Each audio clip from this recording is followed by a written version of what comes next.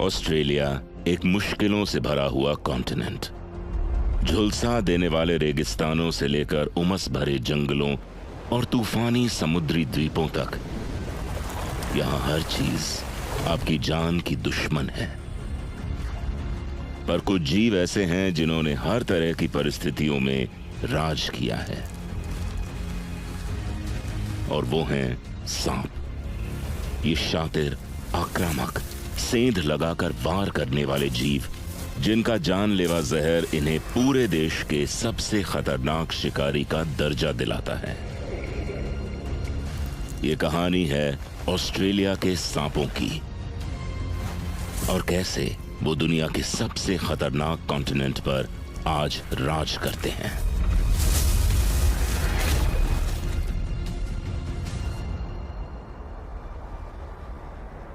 Extreme snacks.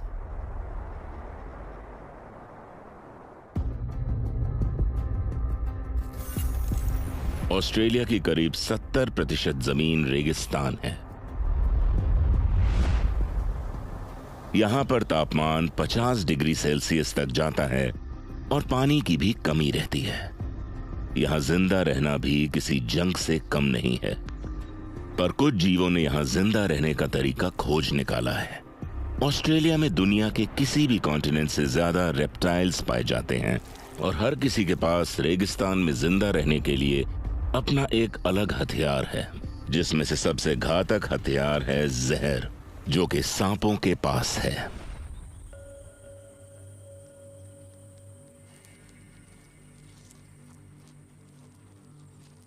ये female inland टाइपैन इस वक्त शिकार पर है। एक ऐसी जगह जहां पर खाना बहुत ही मुश्किल से मिलता है। इस शिकार के हर मौके का फायदा उठाना बहुत जरूरी है।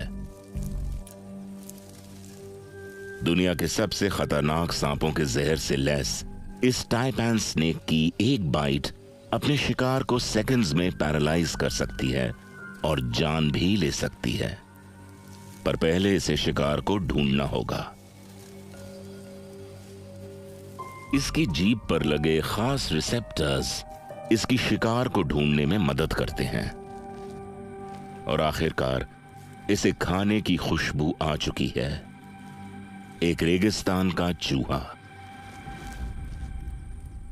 वो चूहे के गंध का पीछा करते करते उसके बिल तक पहुंच गई है।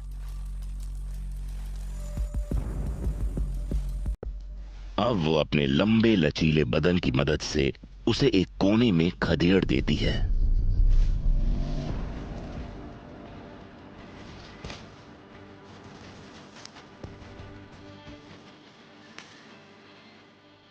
चूहे के लिए भागने की कोई जगह नहीं बची है। वो वार करती है और पीछे हट जाती है। ये टाइपैन स्नेक्स के शिकार करने का अनोखा तरीका है।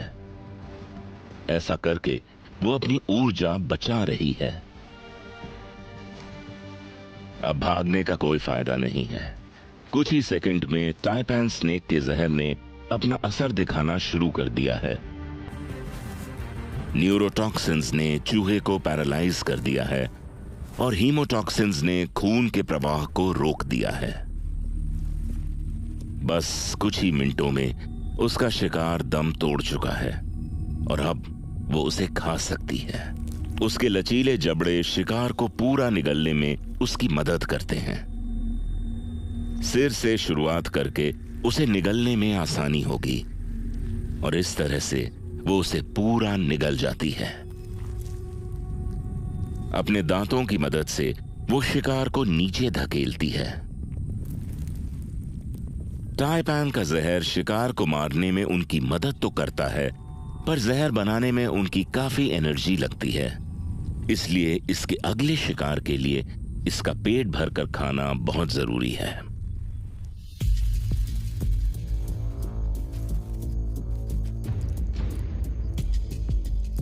उसे बिल में और चूहों की गंध आती है। वो अपने चिकने लचीले बदन की मदद से चोरी छुपे उनकी तरफ बढ़ती है। इस बड़ी दावत से उसकी प्रेगनेंसी ट्रिगर हो सकती है। फीमेल टाइपन्स मेल स्पर्म को 1 साल तक स्टोर कर सकती हैं और एक साथ ढेर सारा खाना मिलने पर फर्टिलाइजेशन प्रोसेस की शुरुआत हो सकती है।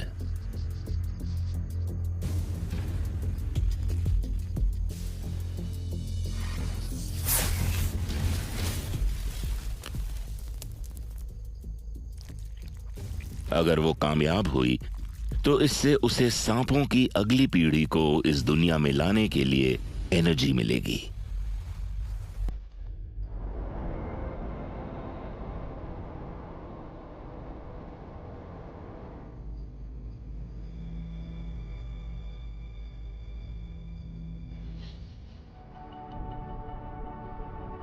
जहां कुछ प्रजातियों ने बंजर रेगिस्तान में जिंदा रहने का तरीका खोज निकाला है, वहां बाकी प्रजातियों ने एक बिल्कुल अलग क्षेत्र में अपना दबदबा बनाया हुआ है।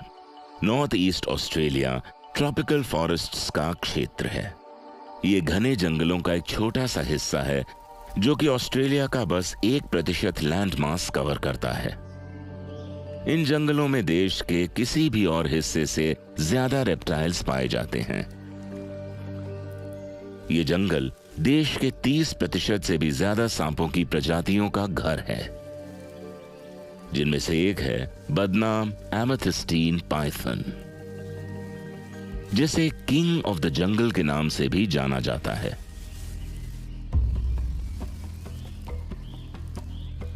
आठ मीटर तक लंबे हो जाने वाले ये एमेथिस्टीन पाइथन क्रोकोडाइल से भी लंबे होते हैं।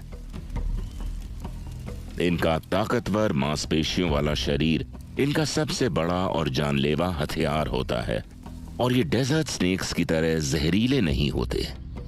ये अपने शिकार को जकड़कर उसे मारते हैं। हाल ही में एक स्टडी में पता चला है कि पाइथन्स एशिया से करीब 23 मिलियन साल पहले ऑस्ट्रेलिया आ गए थे, जिनमें से कई जंगलों में आकर बस गए। इस बेहद घने जंगल में एमेथिस्टीन पाइथन की सूक्ष्म इंद्रियां इन्हें अपने शिकार का पता लगाने में मदद करती हैं, रात के अंधेरे में भी।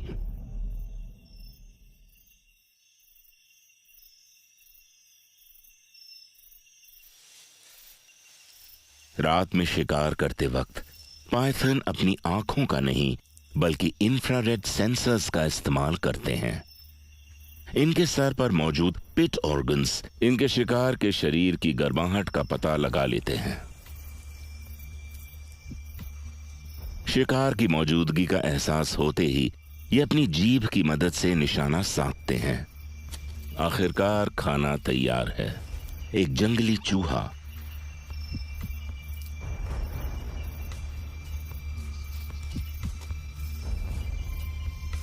अब बस इस पर सही समय पर वार करना है।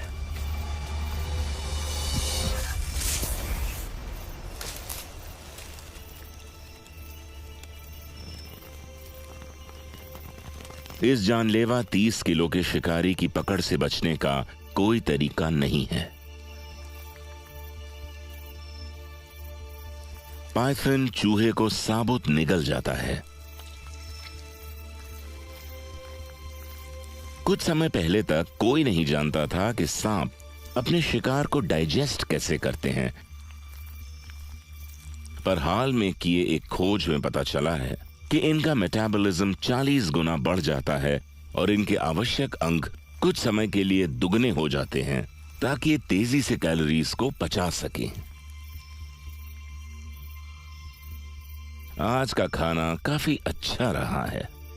आखिर मेहनत का फल मिल ही गया।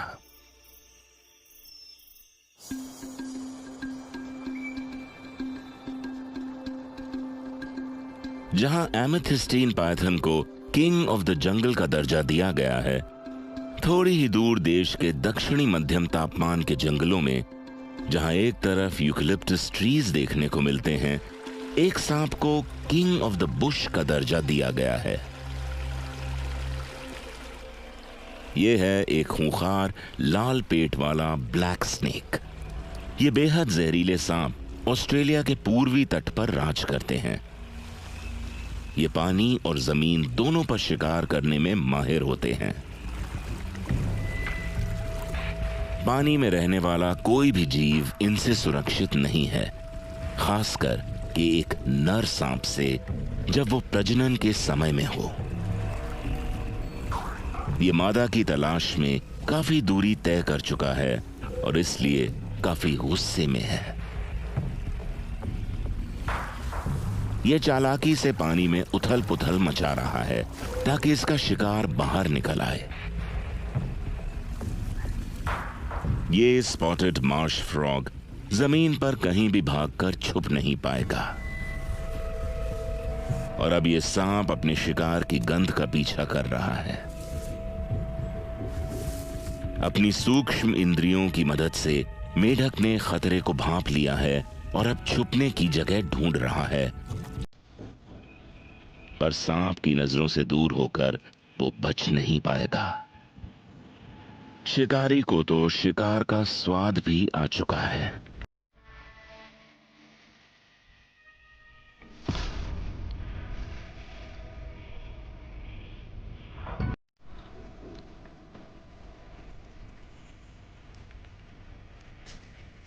उसने अपने दांतों से अपना घातक जहर मेढक में उतार दिया है और बिना समय बर्बाद किए उसे निगलना भी शुरू कर दिया है।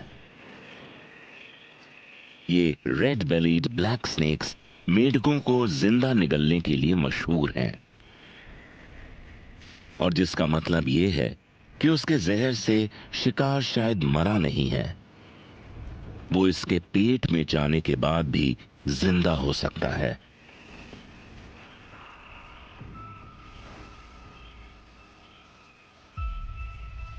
और अब भर पेट खाने के बाद नर सांप मादा सांप की तलाश में आगे बढ़ सकता, पर यहां रास्ता बंद है। एक और रेड बेलीड ब्लैक स्नेक इस इलाके में पहले ही कब्जा जमा चुका है।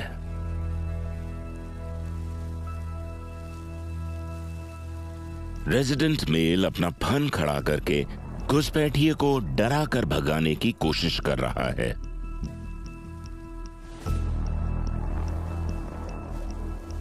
पर लगता है कि घुसपैठिए का भागने का कोई इरादा नहीं है।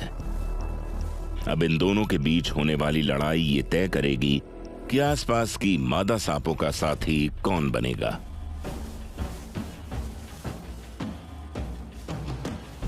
इस लड़ाई को जीतने के लिए उसे दूसरे सांप का सर जमीन में दबाकर उसे धूल चटानी होगी। घुसपैठिए ने अपने दांत विरोधी सांप के शरीर में गाड़ दिए हैं। इनके जहर का एक दूसरे पर कोई असर नहीं होगा और ये लड़ाई को जीतने का इनका तरीका है। पर रेजिडेंट मेल भी हार मानने को तैयार नहीं है। वो घुसपैठिए में अपने दांत गड़ा देता है।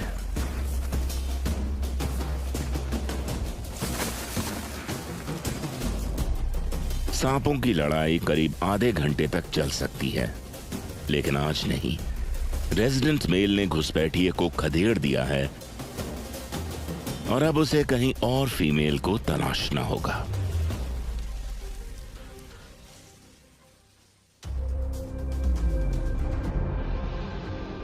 ऑस्ट्रेलिया के सांपों की प्रजातियां जमीन पर शिकार करने के लिए मशहूर हैं, पर कुछ प्रजातियों ने समुद्र के अंदर भी जिंदा रहने का तरीका खोज निकाला है। द ग्रेट बैरियर रीफ को प्लैनेट का सबसे डाइवर्स मरीन इकोसिस्टम माना जाता है। दुनिया के 7 प्राकृतिक अजूबे में से एक the great barrier reef Australia के उत्तर पूर्वी तट पर करीब 3000 किलोमीटर तक फैला हुआ है और साइज में जर्मनी जितना बड़ा है। समुद्री जीवों की करीब 9000 से भी ज्यादा प्रजातियां इस पर खाने के लिए निर्भर करती हैं, जिनमें सी स्नेक्स भी शामिल हैं। ऑस्ट्रेलियन समुद्र में 2 तरह के सी स्नेक्स पाए जाते हैं। सी क्रेट्स, जैसे कि ये बैंडेड सी क्रेट, जो अपना आधा समय पानी में और आधा जमीन पर बिताते हैं। ये जमीन पर ब्रीडिंग और आराम करते हैं और शिकार के लिए समुद्र का रुख करते हैं। ये जमीन के सांपों की तरह हवा से भी ऑक्सीजन ले सकते हैं। पर इनके पास एक ऐसी योग्यता होती है जिससे ये समुद्र में भी घंटों तक रह सकते हैं। ये पानी से ऑक्सीजन बनाते हैं और अपनी स्किन से सांस लेते हैं। इन्हें यह काबिलियत तब से हासिल हुई जब ऑस्ट्रेलिया के जमीन पर रहने वाले सांपों ने समुद्र का रुख किया था। ऐसा होने में 10 मिलियन साल लग गए।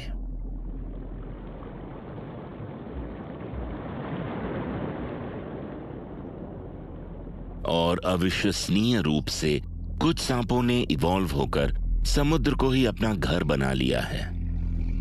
ऑलिव सी स्नेक बाकी समुद्री सांपों की तरह जमीन पर जाकर अंडे नहीं देते। ये अपनी पूरी जिंदगी समुद्र में बिताते हैं।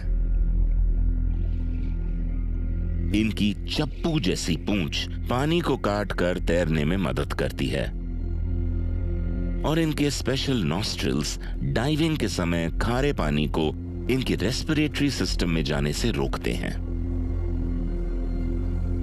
इनकी जिंदगी जमीन के सांपों से काफी अलग होती है, पर इनके जीने का तरीका इनके जमीनी रिश्तेदारों से काफी हद तक मेल खाता है।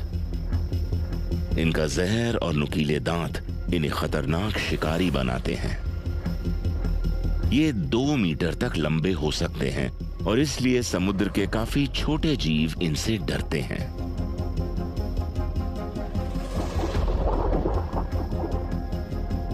कुछ समय पहले तक हमें सी स्नेक्स के अंडर वाटर सेंसरी सिस्टम्स के बारे में बहुत कम जानकारी थी, पर साइंटिस्ट्स ने इनके सीक्रेट का पता लगा लिया है। इनके पास सिक्स्थ सेंस होता है। इनके गुंबदनुमा सर पर बने स्केल्स आसपास की सभी वाइब्रेशंस को एब्जॉर्ब करते हैं और शिकार का पता लगाने में इनकी मदद करते हैं और इन्हें शिकारियों से भी बचाते हैं।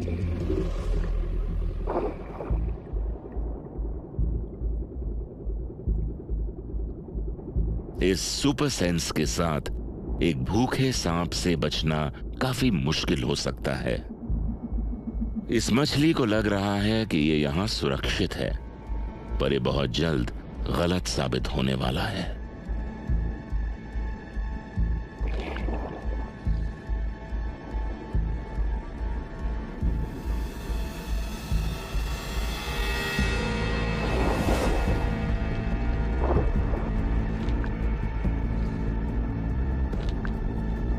सी स्नेक में पाए जाने वाले बड़े दांतों से ये अपने शिकार पर पकड़ बना लेता है और उनके जरिए अपना घातक जहर उनके शरीर में उतार देता है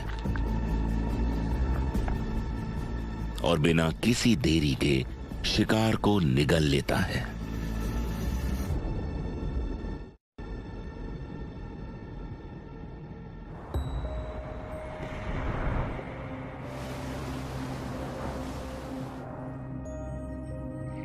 अपने जमीन पर रहने वाले भाइयों की तरह ही ऑलिव सी स्नेक्स भी अकेला रहना पसंद करते हैं और बस जरूरी कामों के लिए ही जोड़ा बनाते हैं। एक सी स्नेक को ब्रीडिंग का मौका बहुत ही मुश्किल से हासिल होता है। ये देखते हुए कि एक आम एडल्ट 3 साल की उम्र में सेक्सुअली मैच्योर होता है और इन्हें ब्रीड करने का मौका 2 साल में बस एक बार मिलता है, हो सकता है कि शायद जिंदगी में पहली बार इस जोड़े को रोमांस करने का मौका मिला हो। बस थोड़ी ही देर में ये मेट करेंगे, पर ये फीमेल जमीनी सांपों की तरह अंडे नहीं देगी, क्योंकि पानी में अंडों को गर्म नहीं रखा जा सकता है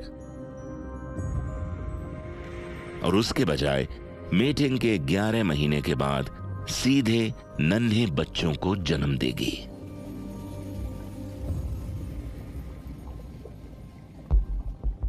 सी स्नेक्स के समुद्री तौर तरीकों को सीखकर सरवाइव करने की कहानी तो कमाल की ही है, पर सांपों की कुछ प्रजातियां ऐसी भी हैं जिन्होंने कॉन्टिनेंट के एक ऐसे मुश्किल हिस्से में भी सरवाइव करने का तरीका खोज निकाला है जहां कोई सोच भी नहीं सकता। माउंट चैपल आइलैंड बास स्ट्रेट में स्थित समुद्र का एक ऐसा तूफानी हिस्सा है जो कि टस्मानिया और ऑस्ट्रेलिया के बीच में पड़ता है। ये उन आइलैंड्स के समूह का एक हिस्सा है जो कभी मेनलैंड के साथ जुड़ा हुआ करते थे, पर आइस एज के समय टूटकर अलग हो गए। और जब जमीन दो हिस्सों में बटी तो उसके साथ जंगली जीव भी बट गए। पर बिना मीठे पानी के तूफानी हवाएं और जमा कर देने वाली ठंड का सामना कर बस कुछ ताकतवर जीव ही सरवाइव कर पाए। चैपल आइलैंड टाइगर स्नेक्स यहां आए उन चुनिंदा जीवों में से हैं जो यहां सरवाइव कर पाए, पर खाने की कमी होने की वजह से ये ज्यादातर सुस्ताते रहते हैं और बस शिकार की गंध आने पर जागते हैं। 2.5 मीटर तक लंबे हो जाने वाले ये चैपल टाइगर स्नेक्स साइज में मेनलैंड टाइगर स्नेक से दुगने लंबे होते हैं और इनकी खुराक भी उनसे दुगनी होती है। गर्मियों के महीनों में कई हजारों short tailed share waters island का रुख करते हैं। उत्तर की सर्दियों में पेट भरकर खाने के बाद ये गर्मी पड़ते ही यहां ब्रीडिंग के लिए वापस लौटते हैं और बिलों में अपने घोंसले बनाते हैं। और भूखे सांपों के लिए ये किसी दावत से कम नहीं होते।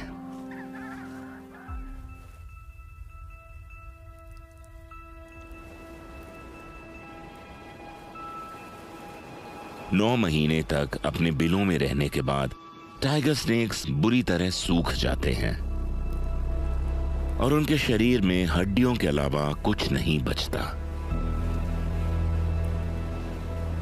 ये सांप काफी कमजोर हो चुका है, लेकिन अगर उसने ये मौका गंवा दिया तो पता नहीं उसे फिर खाने का मौका कब मिलेगा। चैपल आइलैंड टाइगर स्नेक्स चूजों को अपना शिकार बनाते हैं, लेकिन छोटे साइज के चूजों को।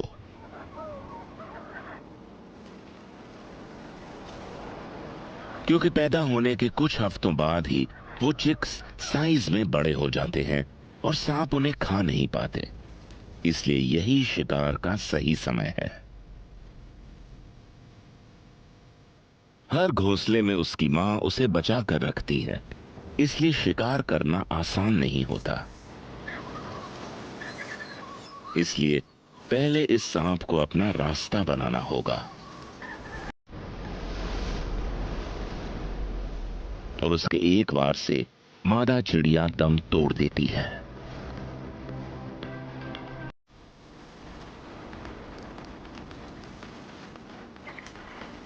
और अब चूजों की मां को ठिकाना लगाने के बाद सांप आराम से दावत का लुत्फ उठाने को तैयार है।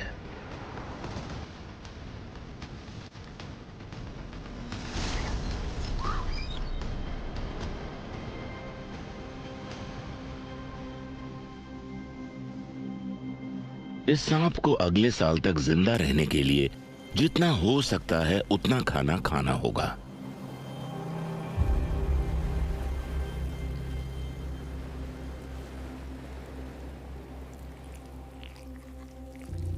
अगले कुछ हफ्तों तक ये इन 8 चूजों की दावत उड़ाएगा।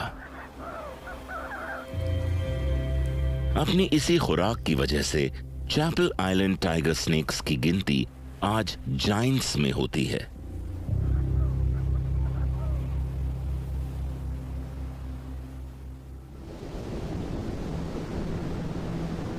मुश्किलों से भरे इस कॉन्टिनेंट में रेप्टाइल स्नेक्स ने प्रकृति के हर बदलते रंग के साथ खुद को बदलने का तरीका खोज लिया है। ऑस्ट्रेलिया के इस बंजर मध्य हिस्से में न जाने कितने सालों से बारिश की एक बूंद भी नहीं पड़ी है, पर आकाश में होती बादलों की गड़गड़ाहट से ये रेगिस्तान जैसा खिल उठा है। इस बारिश से यहां के निवासी जीवों को ही फायदा नहीं मिलता,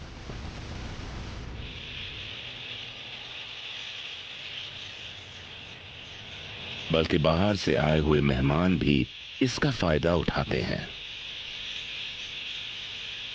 बद्रीगार पंछियों का झुंड भी यहां आ पहुंचा है।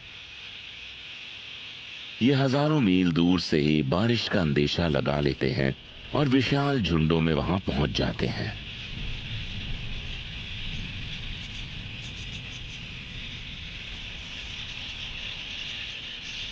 ताजा घास की दावत उड़ाने के बाद ये बड़ी मात्रा में ब्रीडिंग करते हैं। ये बजीज अपनी अपनी जोड़ियां बनाते हैं और फिर 1 महीने के बाद नन्हे बजीज को दुनिया में लाने की तैयारी में लग जाते हैं। ये पेड़ों के खड्डों में अपने घोंसले बनाते हैं। यहाँ पेड़ों की आड़ तो है ही, पर फिर भी इन्हें चौकन्ना रहना बेहद जरूरी है। वोमा पायथन, जिसे रेगिस्तान का सबसे खूंखार जकड़ने वाला सांप माना जाता है, ज्यादातर रेप्टाइल्स का शिकार करते हैं। पर इतनी सारी चिड़ियों को एक साथ देखकर कभी कभी इनका प्लान बदल जाता है। कोल्ड ब्लडेड जीवों का शिकार करने वाले इस सांप को बाकी पाइथन्स की तरह हीट सेंस करने वाले पिट्स की जरूरत नहीं पड़ती। ये अपने शिकार का पता लगाने के लिए अपने सूंघने और देखने की शक्तियों का इस्तेमाल करते हैं। अपने नुकीले सिर की वजह से ये खोदने में माहिर होते हैं। इस हुनर का इस्तेमाल ये ज्यादातर दूसरे जानवरों के छोड़े हुए बिलों में घुसकर खुद को प्रोटेक्ट करने के लिए करते हैं। पर आज ये शिकार की खोज में है और जमीन पर बना ये घोंसला एक परफेक्ट टारगेट है।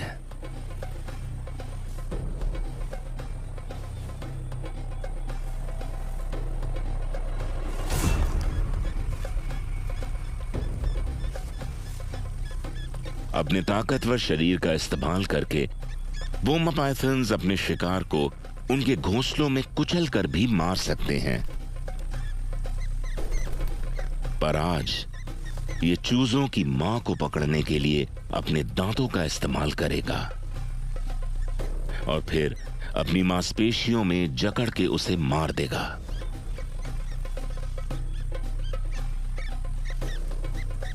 मां को मारने के बाद अब ये चूजों के पिता का शिकार करेगा और दोनों को खत्म करने के बाद ये पूरे परिवार की दावत उड़ाकर ही वापस लौटेगा।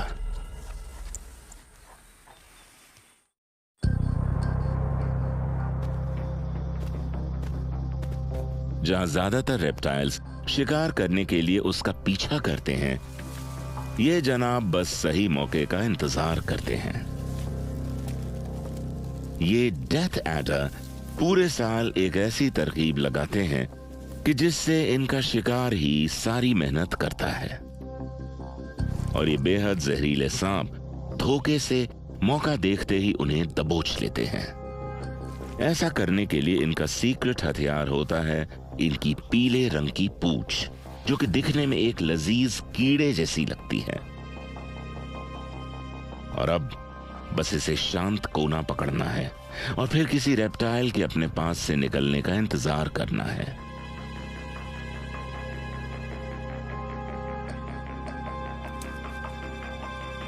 बदकिस्मती से यहां कोई रेप्टाइल ना दिखने की वजह से अब इसे अपनी जगह बदलनी होगी।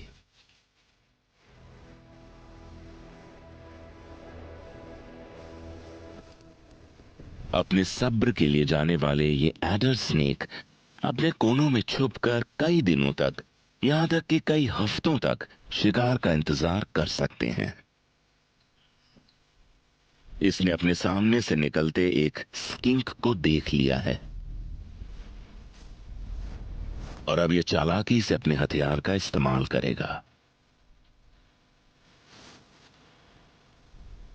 यह अपनी पूंछ को हिलाकर स्किंक को आकर्षित करेगा। स्किंक बहुत ध्यान से पूंछ को देख रहा है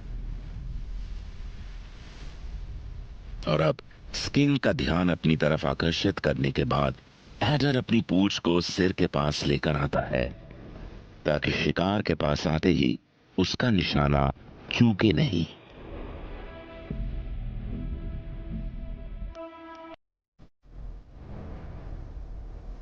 एडर की पूंछ को अपना शिकार समझकर स्किंक एडर की तरफ बढ़ता है। एडर का शिकार अब उसके बहुत करीब आ चुका है। अब वो इंतजार करता है। वो कोई भी रिस्क नहीं लेना चाहता।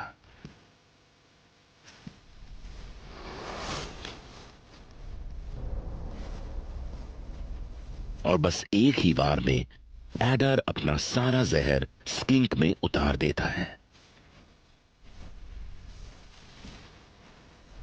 इस तरह घात लगाकर शिकार करने में सब्र जरूर लगता है, लेकिन शिकार का पीछा करके उसे पकड़ने से कई गुना कम एनर्जी खर्च होती है। और इन जनाब को इस रेगिस्तान में अपनी एनर्जी बर्बाद करना बिल्कुल पसंद नहीं है।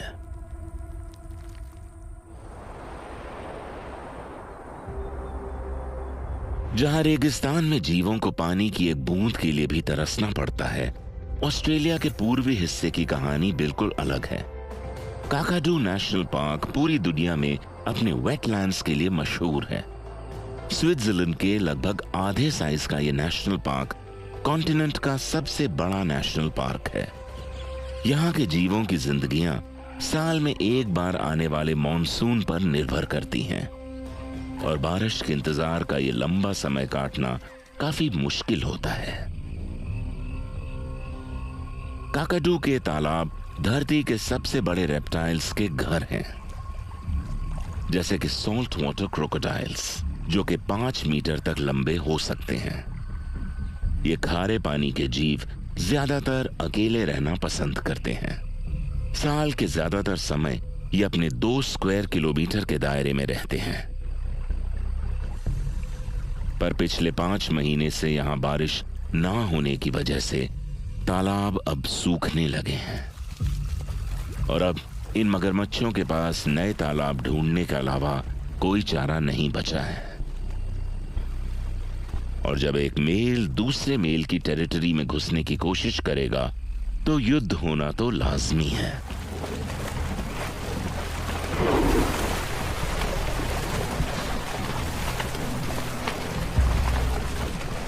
अब घुसपैठिए को बाहर खदेड़ने के लिए रेजिडेंट मेल को अपनी ताकत का प्रदर्शन करना होगा।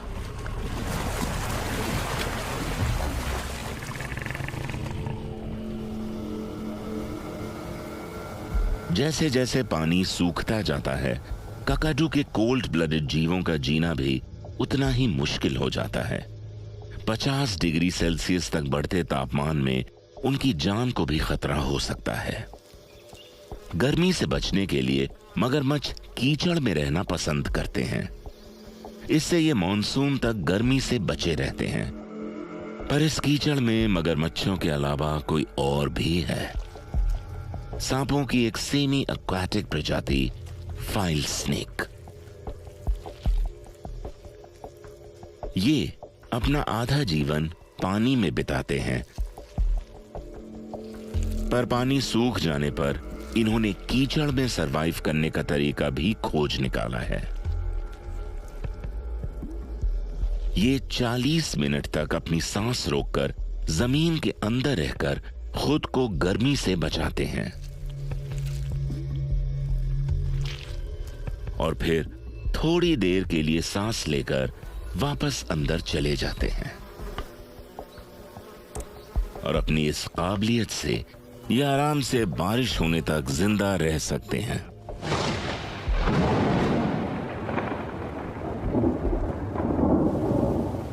और आखिरकार आसमान में काले बादल दिखाई देने लगे हैं। बरसात आ चुकी है। काकाडू के तूफानों की गिनती दुनिया के सबसे बड़े तूफानों में होती है। बारिश की नमी से जैसे जंगल का हर एक कोना खिल उठा है, और जो जीव दिन में बाहर आना पसंद नहीं करते वो भी बाहर आने लगे हैं, जैसे कि ब्लैक हेडेड पाइथन, जो कि दिन के समय अपने बिल में रहना पसंद करते हैं। लेकिन आज इसने अपनी केंचुली उतारने के लिए सीधे तालाब का रुख किया है। पानी में इन्हें अपनी पुरानी केंचुली उतारने में आसानी होती है, और मौके का फायदा उठाकर ये जनाब खुद को रिचार्ज भी कर सकते हैं। ठीक किसी सोलर पैनल की तरह इनके सर सूरज की एनर्जी को एब्जॉर्ब करते हैं और अब ये इस एनर्जी का इस्तेमाल शिकार करने के लिए करेगा।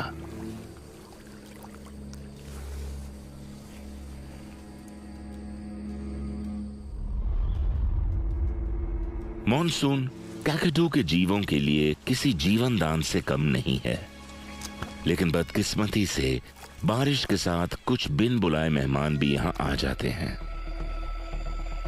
बारिश के समय केन टोड्स भारी मात्रा में ब्रीडिंग करते हैं और बहुत तेजी से फैलते हैं। एक फीमेल टोड एक साल में करीब 70,000 बच्चे दे सकती है। 1930 से जब से ये मेंढक ऑस्ट्रेलिया में आए हैं, इन्होंने यहाँ की रहवासी जीवों की आबादी का सफाया कर दिया है। जहरीले ग्रंथियों से लैस ये मेंढक अपने पास आने वाले किसी भी जीव को नहीं बख्शते और इनके जहर से सबसे ज्यादा खतरा उन सांपों को होता है जो इनका शिकार करने की कोशिश करते हैं। हालांकि सांपों की एक प्रजाति ऐसी है जिसने इस घुसपैठिए से निपटने का तरीका ढूंढ लिया है। कीलबैक स्नेक बिल्कुल जहरीले नहीं होते, पर फिर भी वो केन टोड का शिकार करके सरवाइव कर सकते हैं। हाल ही की स्टडीज में पता चला है कि कीलबैक्स ने बहुत तेजी से बदलकर खुद को टोड्स मारने में माहिर कर लिया है। एक सेंचुरी से भी कम समय में कीलबैक्स के शरीर अपने शिकार के जहर को पचाने के लिए लंबे हो गए हैं और उनके सर एक बार में कम खुराक लेने के लिए छोटे हो गए हैं, क्योंकि जितना छोटा मेंढक उतना कम जहर।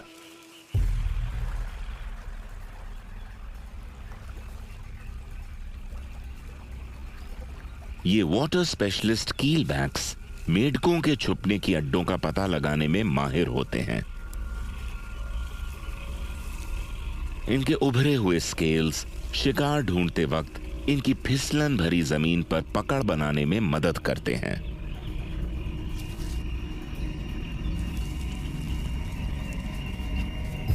और जिस तरह प्लेग की तरह ये मेंढक फैलते हैं, इनका पता लगाना मुश्किल नहीं होता।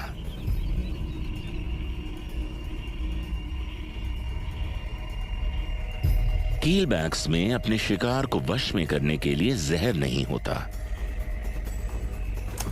उसका हथियार होता है उसके पीछे की तरफ मुड़े हुए तीखे दांत, जिससे वो शिकार पर पकड़ बनाता है। जहां बाकी सांप पहले अपने शिकार को सर से निगलते हैं, कीलबैक ऐसा नहीं करता।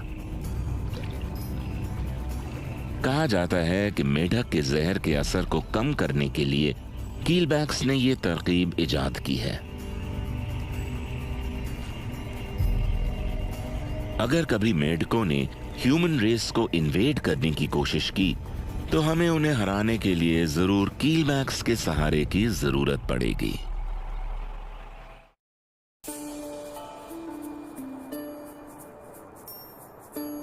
ऑस्ट्रेलिया में दुनिया के हर तरह के जीव मिल बांट कर रहते हैं।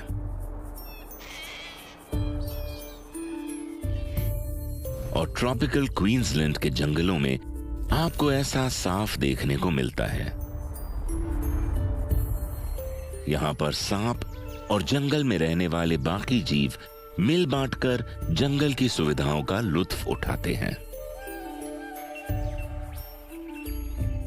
क्वींसलैंड कारपेट पाइथन घात लगाने वाले शिकारी हैं और अपने शरीर पर हल्के और गहरे रंग के पैटर्न्स की बदौलत ये आसानी से जंगल में घुल मिल जाते हैं। ज्यादातर ये किसी जीव के अपने पास से निकलने का इंतजार करते हैं और फिर उस पर हमला करते हैं। आज इसकी नजर किसी और इनाम पर है। स्क्रब टर्की मेल्स घोंसले बनाने में माहिर होते हैं और क्योंकि अंडों को सेक देने का काम इनका होता है, ये बहुत ध्यान से लकड़ियों और पत्तियों को चुनते हैं ताकि ये घोंसले का तापमान बनाए रख सकें। और एक अंडों का घोंसला इन पाइथन के लिए एक बड़ी दावत से कम नहीं है। पर पहले उसे घोंसले के रखवाले से निपटना होगा। टर्की हार मानने को तैयार नहीं है। उसे घोंसला बनाने में महीनों लगे हैं और वो अपनी मेहनत को बर्बाद होते नहीं देखना चाहता।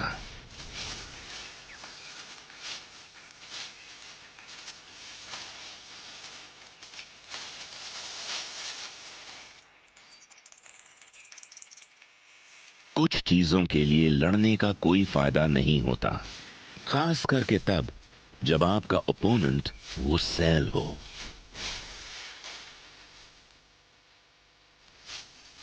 आज इस पाइथन ने एक बड़ा सबक सीख लिया है। एक टर्की डैड से उसके घोंसले पर कभी नहीं भिड़ना चाहिए। जहां एक तरफ कार्पेट पाइथन एक नए शिकार की चाहत में अपना रास्ता भटक गया है, थोड़ी दूर नॉर्थ क्वींसलैंड में एक और सांप भी ऐसा ही कुछ करने की कोशिश कर रहा है। ग्रीन ट्री पाइथन सांपों की एक पेड़ों पर रहने वाली प्रजाति है। इनकी खास तौर से अडेप्ट हुई पकड़ने के काबिल पूंछ इनकी पेड़ों पर आसानी से चढ़ने में और नेविगेट करने में मदद करती है। और इसके पीले रंग का पेट इसकी बाकी चीजों में कैमोफ्लेज होने में मदद करता है।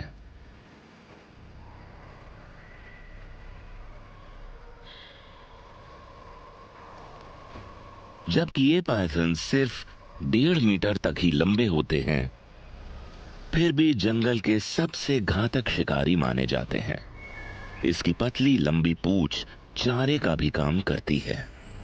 अगर कोई शिकार नजदीक हुआ तो ये उसे हिलाकर उसका ध्यान आकर्षित करने की कोशिश करते हैं। एक घात लगाने वाला शिकारी वैसे तो इनके शिकार करने का कोई वक्त नहीं होता, पर रात का समय शिकार के लिए सबसे बढ़िया समय होता है, जहां पर अंधेरा इनका काम आसान कर देता है। अंधेरे की आड़ में पाइथन शिकार की तरफ बढ़ता है। इसके हीट सेंसिंग पिट्स, जो कि इसकी जीभ के ऊपरी हिस्से में होते हैं, इसकी शिकार को ढूंढने में मदद करते हैं। गर्मी का पीछा करते हुए पाइथन कबूतर की तरफ बढ़ता है।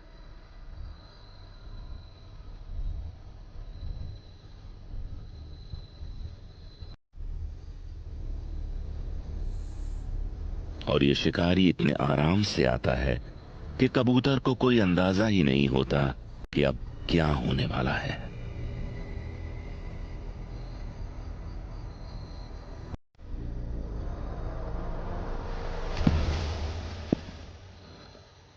ये अपने लंबे घुमावदार दांत से उसे पकड़ लेता है और धीरे धीरे उसे जकड़ने लगता है। माना जाता था कि ये अपने शिकार को जकड़ कर मारते हैं, पर हाल ही की स्टडीज में कुछ और पता चला है।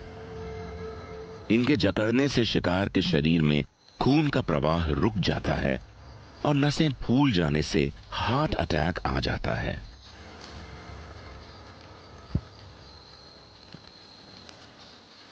कबूतर की दिल की धड़कन रुकते ही अब ये उसे निगल जाएगा।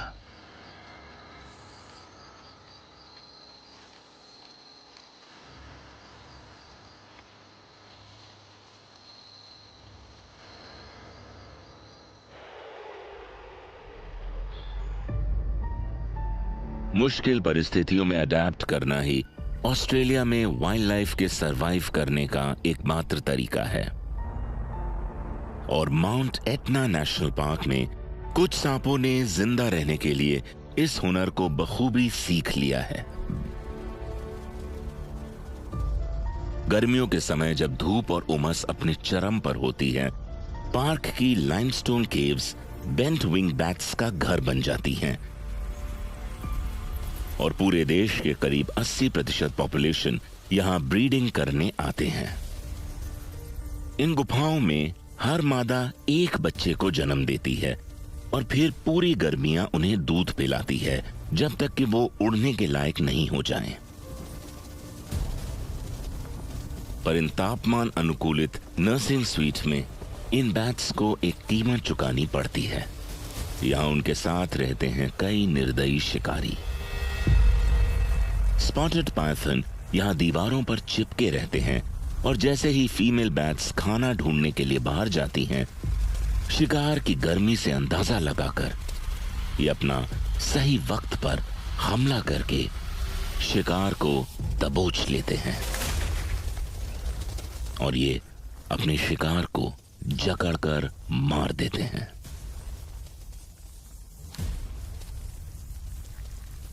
ये हुनरमंद एक्रोबैटिक शिकारी होते हैं, पर इस गुफा में आज बस एक ही शिकारी नहीं है।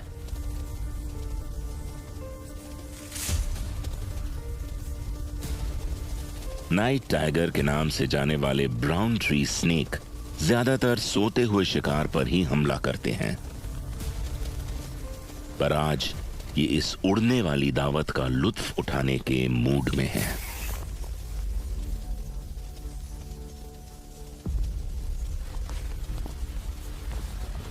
जहर का इस्तेमाल करके ये बैट को घायल कर देते हैं और फिर उसे निगलते हैं।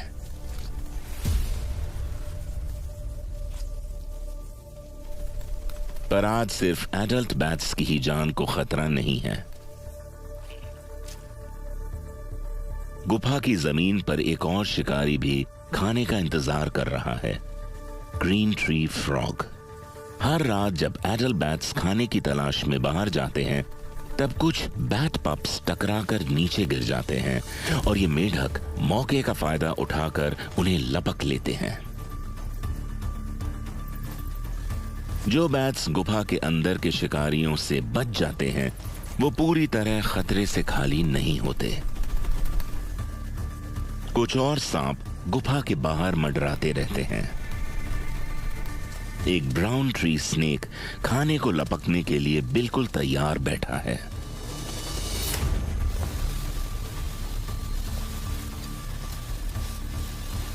गुफाओं में होने वाली इस सालाना दावत को देखते हुए ये सांप केव हंटर्स में तब्दील हो चुके हैं।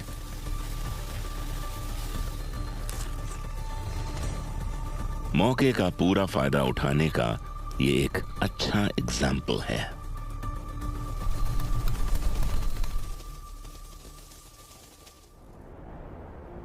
इस विशाल कॉन्टिनेंट के हर एक कोने में सांपों ने जीने के तरीके खोज निकाले हैं। हर इकोसिस्टम पर राज करने वाले ये शिकारी एवोल्यूशनरी अडेप्टेशन का एक सबसे बड़ा उदाहरण है। झुलसा देने वाले रेगिस्तानों से लेकर भरे पूरे ट्रॉपिकल जंगलों तक, विशाल समुद्री हैबिटेट से लेकर सब एंटार्कटिक आइलैंड्स तक, इन सांपों ने बहुत बखूबी और आश्चर्यमयी तरीके से पृथ्वी के रंग में खुद को ढाल लिया है।